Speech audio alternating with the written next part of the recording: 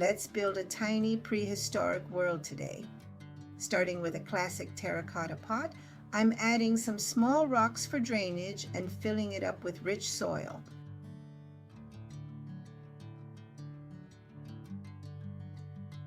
Now, carefully adding our tiny plants to create a miniature forest. Using tweezers helps keep everything neat and precise. Just look at those beautiful green details.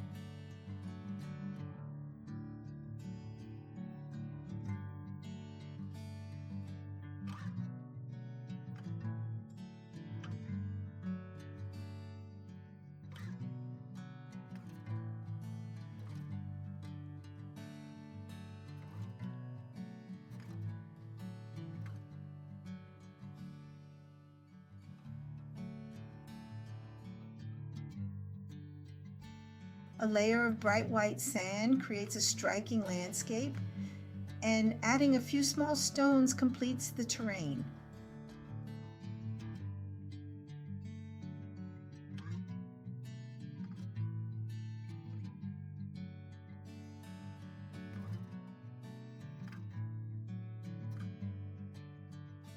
Finally, our little dinosaur friends move into their new home, a perfect magical diorama for your desk.